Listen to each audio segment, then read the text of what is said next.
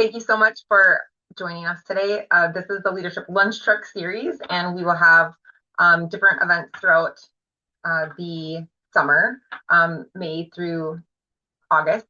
And we'll show you the website and where you can find all of the events, but the videos will be posted to the website where you can see all the events. We'll show you where that's at. It's where the Zoom link is, and it's the same Zoom link every single time. So you can always find that in the same spot, and rewatch the videos if you want and share them with other chapters if you know other people, if you think the content would help them. So a number of us are helping with this today. We'll do quick introductions when we talk about our slides, but we're going to get right into it. This particular series is really focused around Startup Street. So it's a lot about startup, but for those of you that are not in that realm, there's going to be a lot of really good information if you're just trying to revitalize or kind of get things moving again in your alumni chapters as well. So I'm going to hand it over to Joy. Hello and happy Thursday. So you can go to the next one, Natasha. And my name is Joy Schmidt, and I'm the members coordinator. I am based out of Jordan, Minnesota, and I'm so happy to be able to help you all get started and also to do your rechartering every year to keep your compliance. When you do get the access to these slides, each of those underlined areas is actually a hyperlink to the place on the website. So Natasha, do you want to take us to the actual website itself? All right, so this is how to start an alumni and supporter chapter. And the one thing I really want to point out, and I do list this out as the second bullet, is using the chartering timeline. So if you go down, Natasha, to that chartering timeline, this is a great place for you all to get started. You can either click on that download the document or scroll all the way down. This will actually walk you through as you start your chapter, what you all need to do, and it kind of helps you put into an order, and also gives you the links for documents. So we do have documents that help you with your bylaws, help you with your roster template. There's links to the tax documentation, and then where you find everything on nationals versus where you find it on our website. So I just want to make sure to point this out. This is always something great to print out as you're starting your chapter, or even if you're having a big turnover in your chapter and you have new people, you might not necessarily be starting a chapter, but it's time to do a restart on your thought process and everybody's knowledge. The next thing I want to show you guys on there is, if you scroll up, Natasha, there's PowerPoints. All these resources that are in the blue blocks are all there for you guys to utilize so that you don't have to recreate the wheel. This helps you not only streamline, but lets your volunteers know that really we do value their time. They're out here. You don't have to recreate the wheel. You don't have to spend the time generating a new bylaw or writing a new agenda. The one thing I would like to point out, excuse me, as I've been working with some new chapters, um, having them know that that first meeting agenda is a great tool that you can send out at least a week before the meeting, that people come with their questions and their inquiries, and also they can share with you where their strengths are to bring to the chapter. So please utilize these tools. Natasha has done a great job of reconstructing this new website to also have so many great tools for you. I know I have a short time, so the last thing I want to show you guys is, Natasha, if you go to our yearly chart compliance, the charter compliance, there you go. For those of you that already have a chapter, excuse me, I have a cold. This is a great place to help you stay informed of what's out there. So if there's any changes to anything as well, like bylaws and stuff, this will be up there. Any recordings we do are on this page. This also lets you know what is due, who gets what, and also beyond that, it's just a quick guide to where you can find information.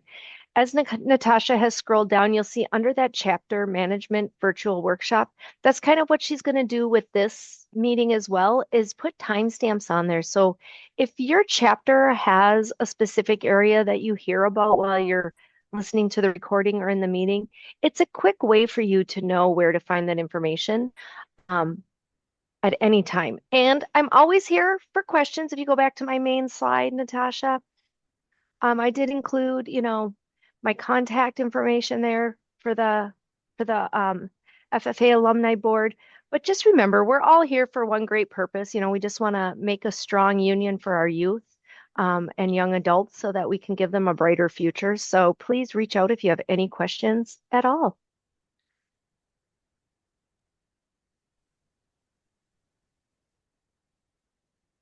All right. So now next, you start a chapter and you might be wondering, okay, what do we do next? There's a lot of great resources on the website to go through, but one of the quick ways to get plugged in, I forgot to introduce myself. Mackenzie Lewis. I'm the Secretary and President Circle coordinator, along with Zach Reinhart is the other President Circle coordinator.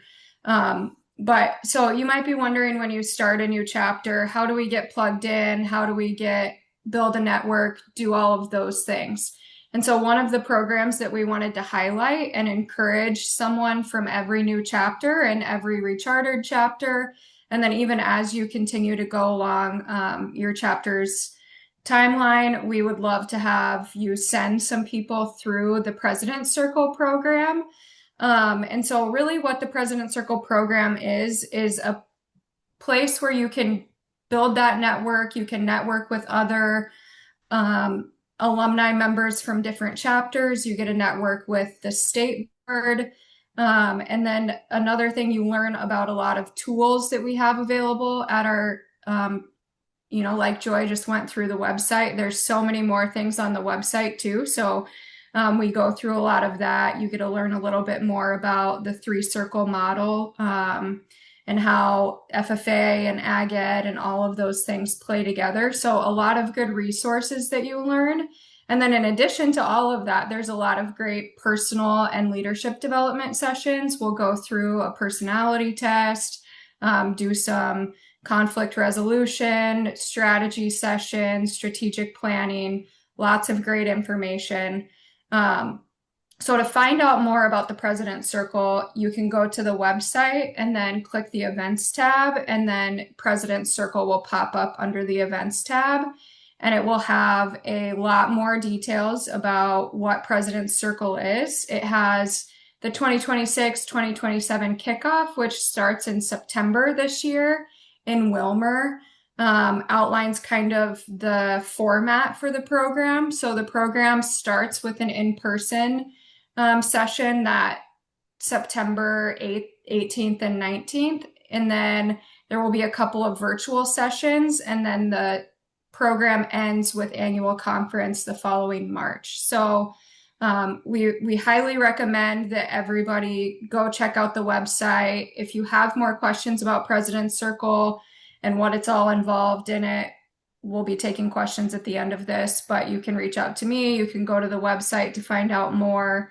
And we encourage all of you on the call to come through President's Circle if you haven't already. And then we also, if you know of someone that's maybe a new member in your alumni chapter that would love, just get some more resources, build their network, encourage them to sign up for President's Circle too. So that was very high level overview. There's a lot more information I could go into about it, but I'll be around for questions. And if you know someone later, just have them reach out to me too. Hey, I am Amanda Zeidler. I am currently serving as the president of Minnesota FFA Alumni and Supporters, and I'm going to be touching on the structure that helps keep chapters healthy over the long term. So I'm going to talk a little bit about clear board roles, about usable bylaws that Joy had mentioned earlier, and then about volunteer systems that prevent burnout and hopefully create sustainability for the chapter. So it's important to remember that strong culture and strong structure is what can help you to have that strong chapter that will last from year to year and create consistency even when turnover happens. So the first one we're going to cover is creating a board structure that works. So the structure matters, like most of you know, in anything else that you've ever been involved in. It helps avoid tasks that are duplicated or forgotten. Communication becomes inconsistent when there isn't structure.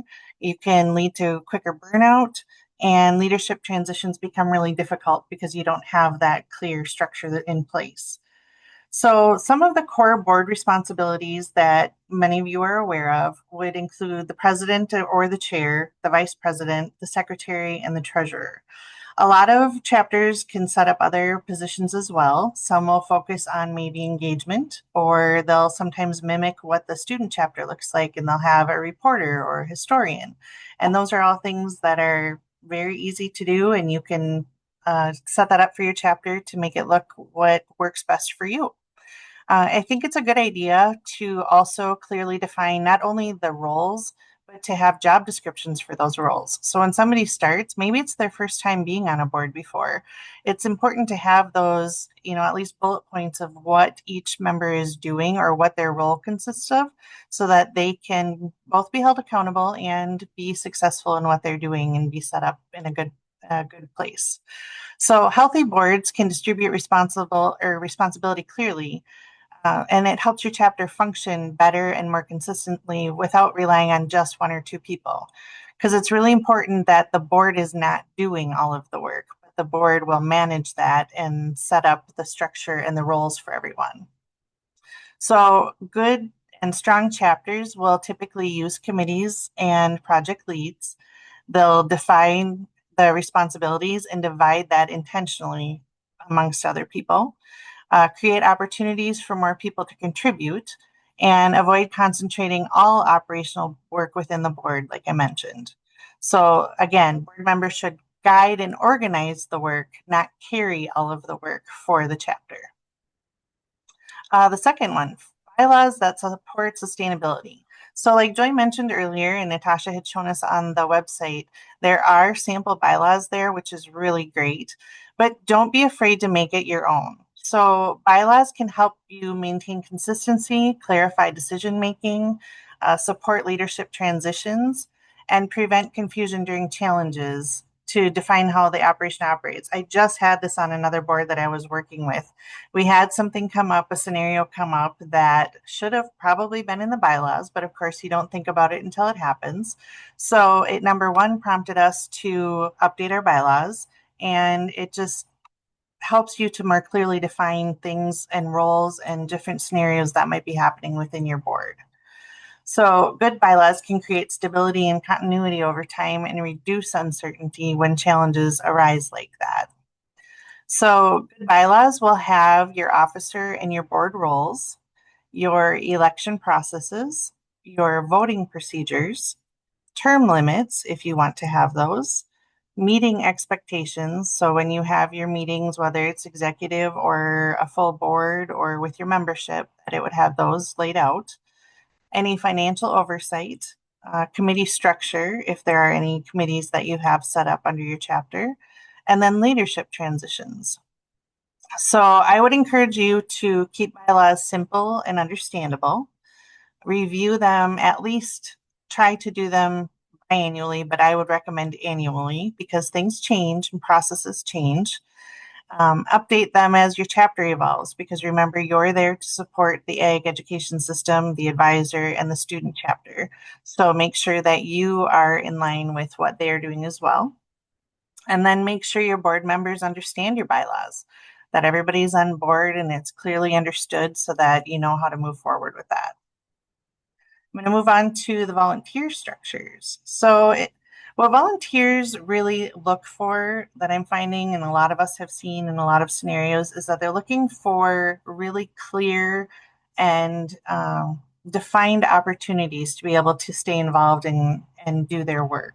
So we want to make sure that expectations are clear, that roles feel manageable, because if you're a volunteer, you likely have a full-time job or a family or other different things that you're involved with. Make sure your communication is organized, make sure their time is respected, and that they feel welcomed and appreciated. So when you're trying to move beyond those same 3 to 5 people that you're working with each time, and again, it tends to look back at the board members, you want to intentionally create ways for people to participate and be involved. So some examples of volunteer roles that we've seen across the state are like event support, maybe social media assistance if they're really good or really interested in that, membership outreach, fundraising, alumni networking, career speakers. Sometimes you're working with people out in the community to bring them into your chapter. Other parent support roles, maybe you're in charge of food when food comes up for the year. That's something that's really easy and really defined that you can hand off to somebody. So it's important to build pipelines and pathways so that you've got clear sustainability for your volunteers going forward. So just to keep in mind that people often move from being that event participant to being a volunteer or a committee member or a project lead or a board member. So how you treat them and how you involve them and how you bring them into the process can lead to better things and to a more sustainable and a healthy chapter. Uh, Also, and then just remember who we're bringing in alongside of us. Who are they going to bring to lead in the future? So that you're always wanting to maintain that and keep that mentoring going for future volunteers. Lastly, structure supports culture. So healthy systems create healthy chapters. So a chapter does not need perfect systems to succeed, but you need consistent communication, clear expectations, shared ownership, organized operations, and respect for volunteers' time. So it'll help create positive culture because people understand how they can contribute and how they can make your chapter successful. So at the end of the day, you want to create the stability, the continuity, shared ownership, and long-term sustainability. Thanks, Amanda. So my name is Natasha, and I'm lucky to work with all these volunteers, and they're all volunteers. I am an paid employee by the Alumni Supporters. I also work with the FFA organization, so it's a dual role. And I'm going to talk a little bit about building advisor-alumni relationships. I was also an FFA advisor for 14 years, so I have experience with this, and we have another advisor on this call today, so she can certainly add to this issue like when we go to questions at the end, because she has really great advice for this as well. So the first thing is the advisor should not be the leader of the alumni and supporters. I'm very passionate about this. I have advisors contact me and they're doing the charter and they're doing things, and I tell them, you can't be the leader. You need to find somebody to be the leader. They need to be involved. They need to know what's going on, but they cannot be leading it. They need to be leading their students. That is their job. So it's really important that you make sure that that's a balanced role for them in your community, and that you're not asking them to do more work, because your job is to help them have a balanced life and not have more to do. So them to be a liaison is a really great role for them. Helping the chapter really figuring out how you can help that local ag teacher. So meeting with them, sitting down with them, having breakfast with them, right? Like try to actually find out what they need help with. One of the really big things that I hear a lot when there's tension between an ag teacher and the FFA alumni and supporters is that the FFA alumni and supporters group want something different than the ag teacher wants. And what's important to know about FFA is not really meant for especially a single FFA advisor to do it all. It is a buffet. It is impossible for an ag teacher to do everything that FFA offers and teach 6 preps a day and have kids with these stellar SAEs. That it's not possible. So many ag teachers choose the things that fit their program. So they're doing career development events, leadership development events. Their students have SAE projects that fit their community, which is what career and technical education is supposed to do. So they have an advisory committee. They're advising them on what they should be teaching, what they should be focusing on that benefits their community.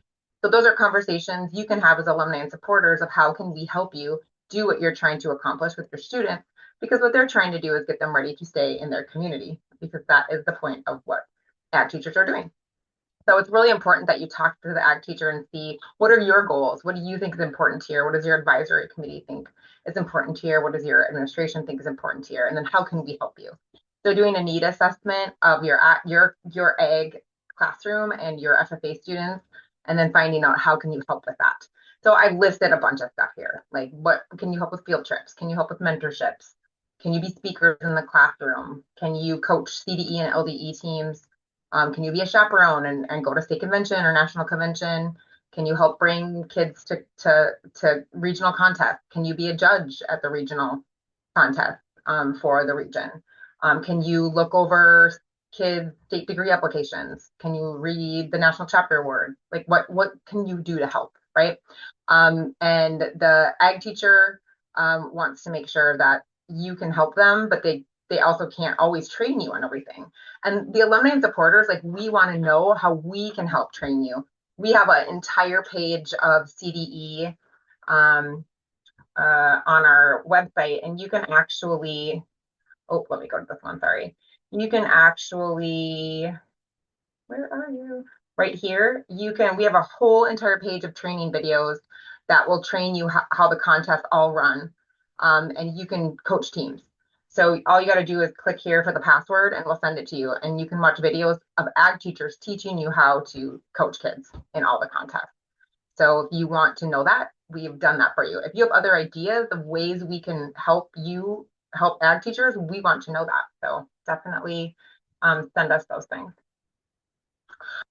Remember, the advisor is the leader of the program and makes the programming decisions. That's really important. Like I said, it's a buffet, and working with them and not telling them or the kids that you think the ag teacher should be doing something. That's not your decision. That's the ag teacher's decision. And then being there to support that is like, that's what the alumni supporters are there for. They're there to support and to help that ag teacher deliver the program that they're trained to deliver.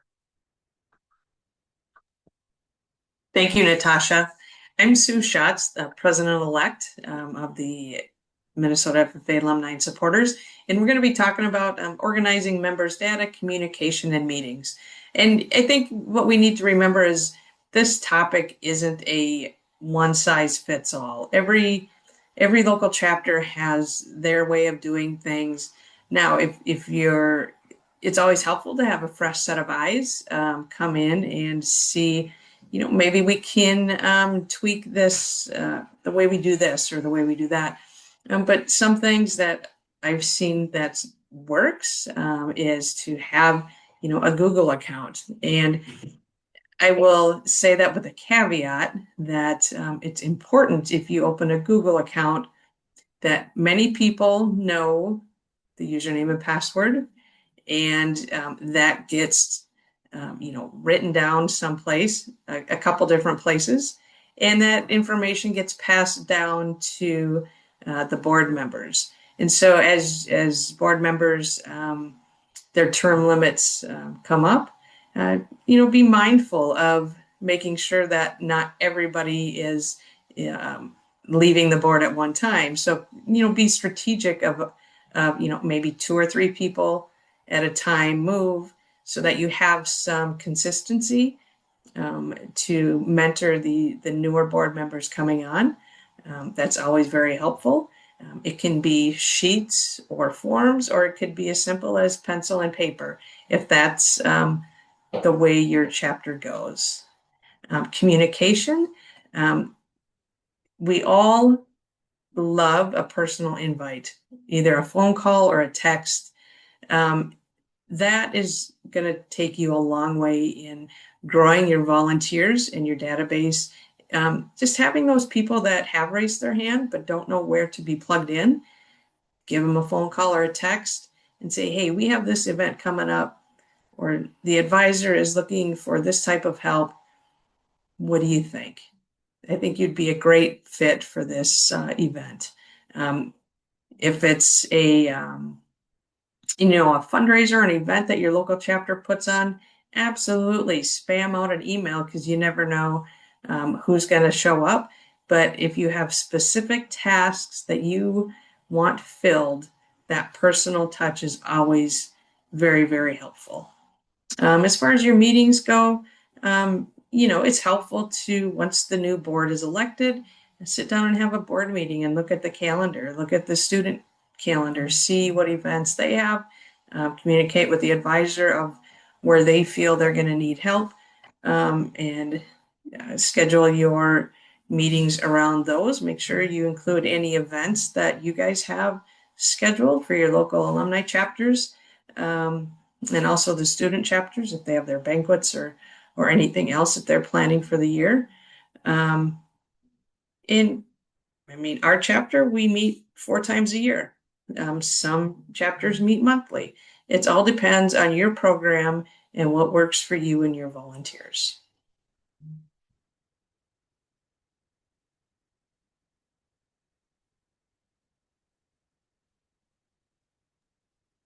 So accountability is really important. So, making sure you create really clear roles and responsibilities for everybody is really, really important. Um, and, making sure your officers, advisors, volunteers, like, really clear expectations for everybody. A lot of times I see that there's not, people don't necessarily know what they're supposed to do. And I think the more people know the clear roles is really good. Having board check-ins and committee check-ins during heavy work times and projects. I know that there's some chapters that maybe only meet twice a year, but then they have committees working on things that meet at different times, just depending on the projects that are going on. So you need to do what works for your chapter. I always say there's no cookie cutter that works, because people are like, well, how often do we have to meet? Well, you need to meet however often you need to do your things, right? Like you need to make bylaws that work for you. Some people meet 4 times a year all together, but then their committees are meeting at different times. Sometimes making small groups that meet at different times of the year. I know for the Stevens County FFA alumni, which is 2 chapters together that I have been a part of, because that's where I taught for many years, they don't meet at harvest time and planting time because everybody's really busy. So they don't meet those months. Then they meet more when they're doing stuff like around county fair. They have a lot going on, so they meet more often gearing up to that. And they meet more often before their annual meeting because they do a big fundraiser at that time. So you can make it work for people and have people on smaller teams to do those types of things, but you have to have some accountability for that, and make the workload smaller for those small groups, and maybe at times of the year that works for them. So those are just a lot of questions you have to ask your group of people, because not everybody wants to be super busy 12 months out of the year. I get a lot of we're burnt out email. And I think everyone here knows what that feels like, right? It's always the same people doing the same thing. A lot of people just want to be involved in one thing. So how can you create a system that works? Have a way to communicate with everybody. I know some chapters that do a really good job of the parents are really involved. I grew up in an alumni chapter like that in Benson, where the parents were the alumni and supporters. And then when their kids graduated, they kind of didn't do a lot after that. But they always had the parents as they went through. They were the core group. It was kind of an expectation, right? So that was how our ag teacher just said, like, your parents, like, this is what you need to do because they're fundraising for your children. So it was like the kids had to work and the parents had to help, just like sports or anything else. So it's like creating a system that works for you. And I think you can do that in lots of different ways. So using an app, using a discussion board system, some way that you can get information out. I'm on the Benson FFA alumni. They use Team Reach, which is, we're going to talk about that because we're starting to use it for the Minnesota alumni. We'll talk about that at the end. Having a way that you can just make sure everybody knows what's going on is a really great thing. Mentorship and engagement for young leaders. I think that a lot of young people aren't sure how to engage sometimes, and young people are really different than our older crowd. They just are different culturally. So we just need to find a way to engage them. One exciting thing that Minnesota FFA alumni started this past year, Rylan Sabo, who was on our board as our young alumni leader, they started the Next conference. And that's something that all of our FFA alumni and supporters chapters can send their FFA members that are seniors. They can bring them with to the annual conference. And we have a track for them that's led by past state officers. And it's very engaging to help them develop into alumni leaders locally. So it's kind of this transition period, like how do we get them to come back to the alumni? We're trying to help do that. And we need your help to get them to the annual conference so we can help them get back to you. So there's things we're trying to do to help you do that. So if you can get them to those events and watch for those things, that's great. Build accountability around teams, not individuals. Everybody wants to be in a team, and like Sue said, like really important that you ask them to come back. Like, they're not just going to show up, right? Like, you gotta be there and asking them. All of your young alumni, those seniors, they get an automatic 5-year alumni membership when they graduate. So they are automatically on your roster. So tell them that. Tell them you want them back. Invite them. Call them up, or make sure you're at that last meeting, or at the banquet, and telling them that you want them back. And then having commitment agreements is great for, board, especially officers, board members, committee chairs, that there's something that they're agreeing to, showing up and being there. Those can be helpful too, if you want to do that. Sue, do you want to cover this one? Or do you want me to? I can. Great. That's great. I love As Natasha mentioned, how can chapters share information?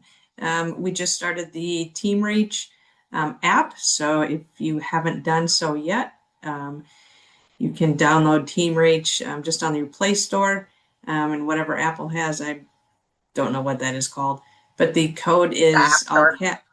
the App Store. Well, there we go. MNFFAALSUPP, the number 1. And you will be hooked up to, just reminders of what's going on, what we're doing, and other events that you'll be able to join us in. Social media, you can scan that code right there and join the Minnesota Alumni and Supporters Discussion Group. This is something new, and we're working on building that in hopes for more engagement between local chapters. So all you guys with boots on the ground, what's working? What I need help with this. Has anybody ran across this problem? We had this great event the other day. These are the 3 things that we really found were very, very helpful. Trying to build that network, that think tank, that just idea sharing, a place where anybody can go and communicate with each other and learn from each other and lean on each other when they need help.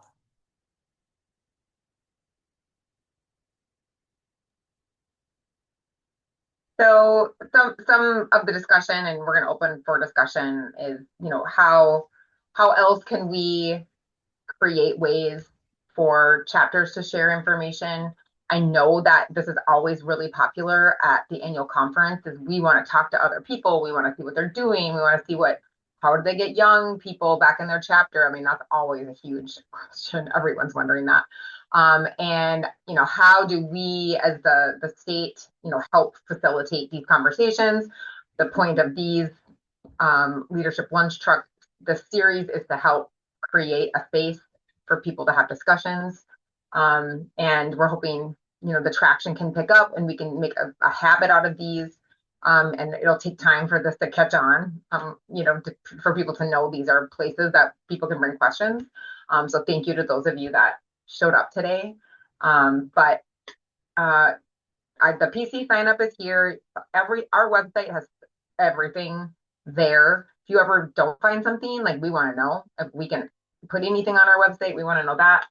You can always send us questions, but we just want to be open for questions and discussion. If you have anything that we can help with, or you have ideas for us, please share now, and we'll just open it up. And I'll let Amanda facilitate the discussion. Yes, we would love to hear from you guys directly. I'm actually going to put something in the chat too, just kind of an overview of what I was covering, because I went through quite a bit pretty quickly. What kinds of things can we help you with, or what kind of questions do you guys have?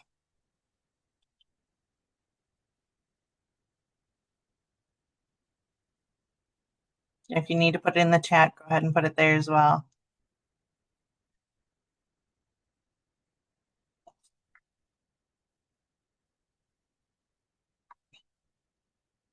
Is anybody having, oh, go ahead, Jed.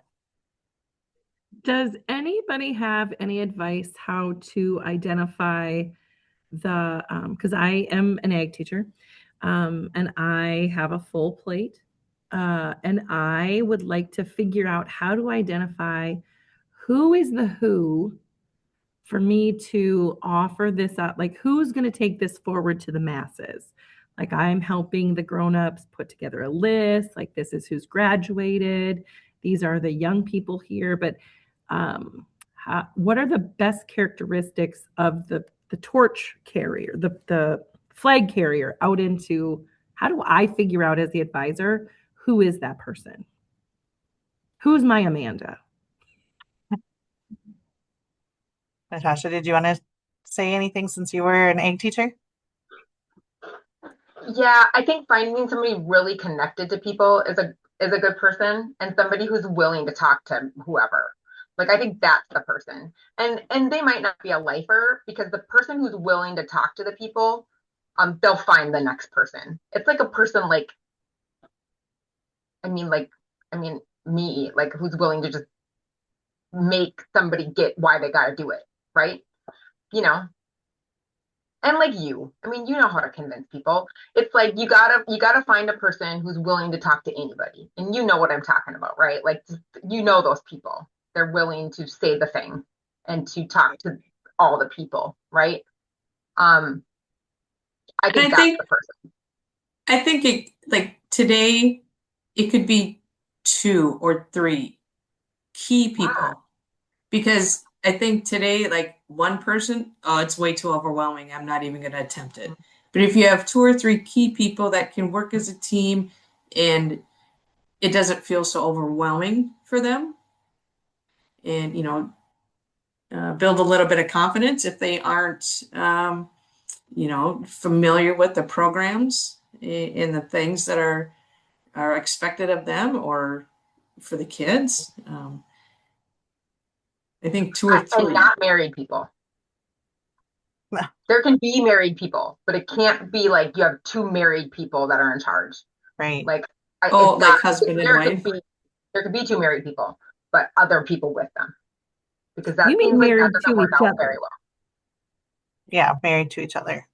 Oh, Yes, not 2 There we married go. to each other people. I feel like if you just have a couple that's like we're in charge of everything, that doesn't go well. It doesn't seem like to me. I I don't think know why. It just doesn't. right. I I don't think know why. another thing is to capture the excitement of your recent graduates, because with technology, there's a lot more that we can do these days. And I know in our local chapter, we've got 2 or 3 of them that don't live, they're an hour away and can't necessarily make it to every chapter meeting, but they're willing to, like you said, be the boots on the ground. They still know the people because they remember that from being students, and they still have the passion and excitement of wearing the blue jacket. So we're seeing across the state a lot more, I think, those students who are stepping up. And that generation, I don't want to say generation even, but like Natasha said, it's different. They aren't necessarily like born to volunteer, but they're very generous and they want to give back and they're grateful for their experience and their time. So I think we give them those opportunities and give them that time to share or to give back and to do that. I think that passion is there and you can capitalize on that as well. And to add to what Sue said, I think that you need a person who will talk to all the people and is a little bit like extroverted, but also then for the other people, get a person who likes to do money things, which is not what you would ever want me to do. So the person who likes to do the extroverted things, probably not the person to like do your financy things. They're usually not the same human, because no one wants me to do that. So and one like more a local, question, a little bit on that same line is, we are a multi-town school district. And so that kind of adds another layer to getting the Roofton people excited, while also getting the Tyler. Like you can't really pick a town, because right, then you gotta get all you're of all us. shaking your heads so lovely, like, oh yes. Mhm. Is there any, like, do I need to find one from each of those towns? Like Natasha, was it you that said you have a county? Yeah, so Morris and Hancock actually are together because they're in the same county, and they're only 9 miles apart. And they were like, it makes Right. no sense that it's all the same people, right? So they are together, but their board positions are like they're very particular about it being both communities are always represented equally. Yeah. And I mean, you're talking to Amanda's from, I mean, everyone on here, Sue too. It's like multiple towns. Mm-hmm. Joy, I mean, all these, and I don't know, Pete and Elena, if you, I mean, I think everyone, a lot of people on here from multiple communities that are in there. And So sometimes is it there tends any to work advice itself to out too. balance? Any advice to balance that out then?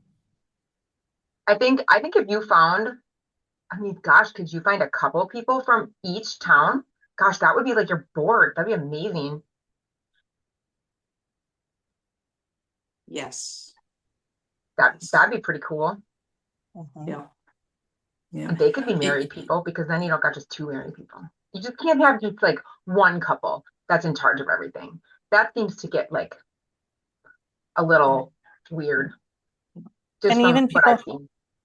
even people who work in the towns who have an interest in support FFA, because we've got that, like Natasha said, we're with Dassel Cokato, and there's maybe a little more industry in Cokato than Dassel. So there's certain things you can pull from different towns, but then there's other things we lean more on. Maybe the Dassel side of things for Darwin kind of comes into play as well. But some of that naturally works itself out. But I agree. Just try, I would say go with who's excited to start with too. Don't focus too much on that, because you can make sure that what you're trying to do and what you plan includes includes everybody. Is there still, I mean, I know RTR has been consolidated for many, many years. Is there still the,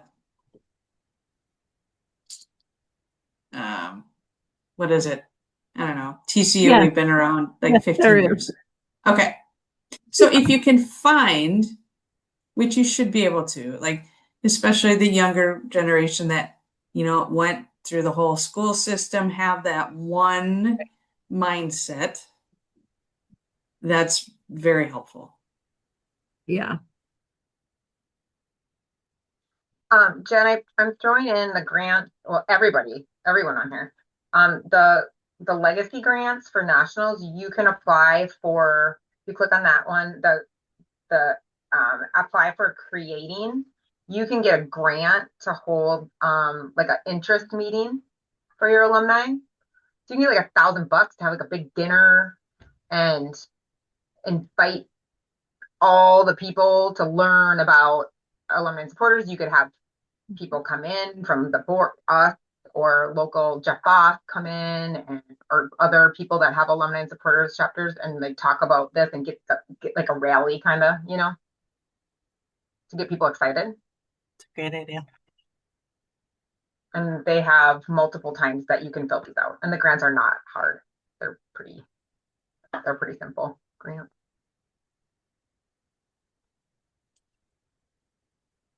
So that's helpful. And for those of you on the call, like there's other grants too that for improving a program. So if you have a existing alumni and supporters, you can to improve something that you've already been doing. You can apply for that. And then there's a partnering one, and then the nutrient one, that's like a bigger grant program that you can do. And these are just for alumni and supporter projects. And they are really helpful. We've utilized those at ours, so it's a great resource. Other questions or thoughts? Those are great questions.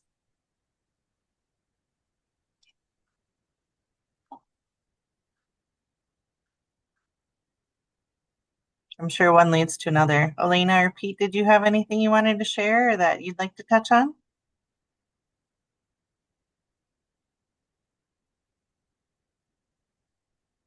Not specifically right now, but I know your email addresses if something comes up for sure.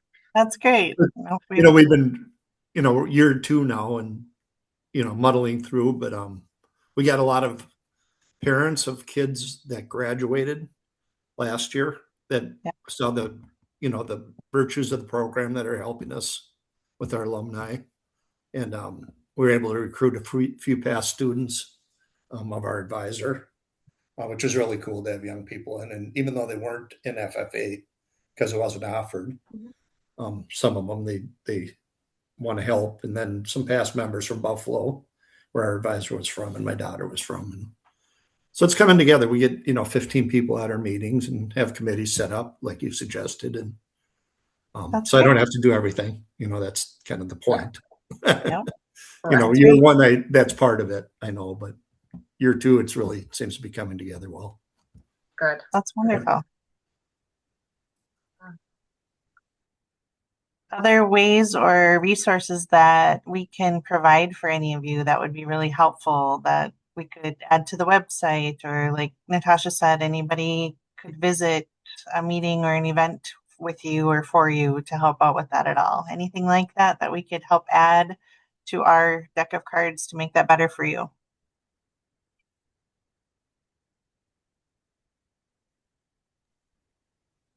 Honestly, I think you have just about everything on your website. It's almost too much for me to get through everything. I have this list. Take your time. Yeah, another couple of years, maybe I'll get through it. And I can't imagine. I'm retired, and I can't imagine, pretty much retired, but how hard a lot of you people work, and other people too at this stuff. But, wonderful. You just take a little bit at a time.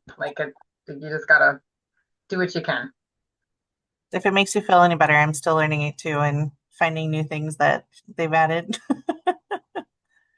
Any of the presenters, is there anything that you wanted to add or share with anybody based on some of the conversation or any of the other presentation portions? Please just know we're always here to help you. I mean, we're just, a click either on the phone or on the computer away. Just let us know what we can do to assist. It's easier to help you before you get frustrated than after you're frustrated, because we don't want to lose our wonderful volunteers we already have. And we always say, if we don't know the answer, we'll find it for you. Mm-hmm. Which happens daily, but we know who to ask.